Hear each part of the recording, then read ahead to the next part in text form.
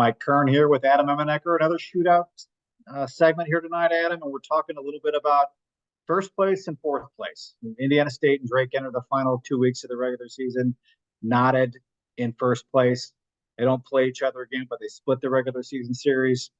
Your thoughts on how we go with those two teams, in particular, the last 4 games of the regular season? Yeah, I mean, a ton to play for, Mike. Not only first place in Arch Madness, which means you get to be maybe on the other side of the bracket of the third team we've been talking about all year, which is Bradley, but also fighting for the potential to be in the national conversation for an at-large in the NCAA tournament. And I think both Indiana State and Drake have some work to do in order to get themselves there.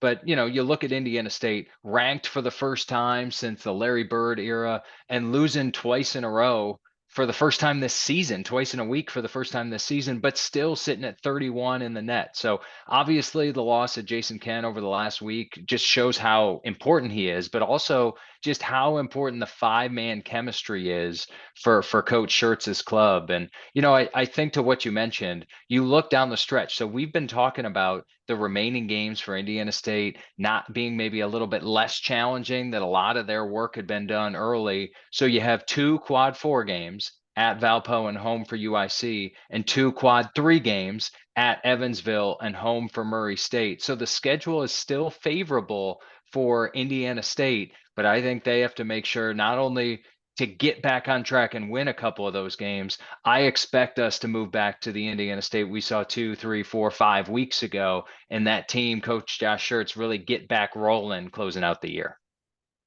Yeah, and the battle for fourth place is really heating up, and it's an important position, being fourth and getting the first round bye.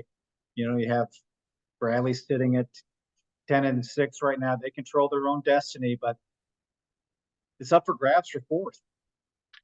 I mean, it really is. And what do we expect? I mean, I feel like every year there's this just mismatch in the Valley standing. So yeah, Bradley at 10-6, SIU 9-7, Belmont 9-7, UNI 9-7, and all those teams fighting for third and fourth, and Murray State kind of an outside shot at 8-8. But you look at Bradley, a little bit of a surprise loss this last week at UNI. Not that they lost, but they were down so big. Brian Wardle's teams have just been so tight pretty much all year, and Bradley's lost 3 of 4. But you look at their schedule. So not only are they in the pole position for the third seed at Missouri State, Illinois State, SIU, and Drake, that SIU matchup for Bradley is going to be a big one. And you better believe the Braves are going to be looking to exact revenge when they go back to Des Moines. SIU at 9-7, I think, to your point, controls their own destiny because they play 3 of the teams we just mentioned, playing Murray State, then at Evansville, at Bradley, and UNI. So SIU has the opportunity to really decide where they go based on how they play. And so a couple teams that need some help. Belmont finishes at Drake, Missouri State, at Murray, and Evansville. So only one team in that mix. And then UNI at Illinois State, Drake, Valpo, and then close the year at SIU. Going to be a lot of eyes on that game as well.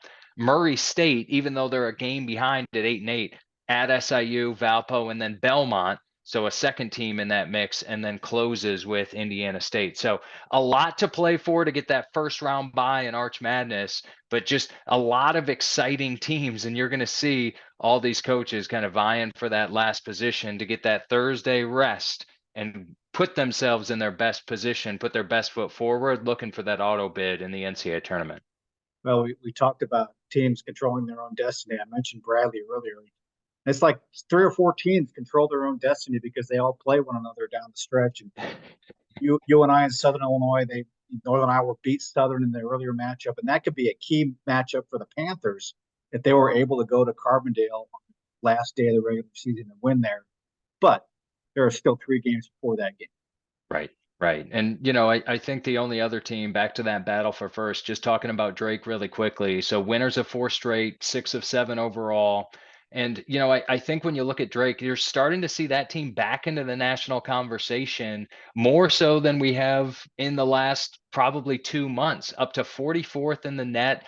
That's about where they were a few years ago when they were in that last 4 in and played that game against Wichita State in the NCAA tournament. I think the thing that it puts Drake in the best scenario, you look at their quad 1 wins, Nevada and at Bradley, You look at some of their quad 2 non-conferences, Akron, the win against Akron, the loss against UAB. But when you look at the remaining games, a quad 3 game against Belmont, quad 2 potentially at UNI, quad 3 at UIC, and a quad 2 chance at home against Belmont, or excuse me, against Bradley. This Drake team could be 7-2 in quad 1 and 2 games as we get into Arch Madness. That really is the start of something that talks about building a resume for the NCAA tournament. So tough games to play for Drake, but a lot to play for, not only for Arch Madness seeding, but also for that tournament life, that tournament viability for the NCAAs.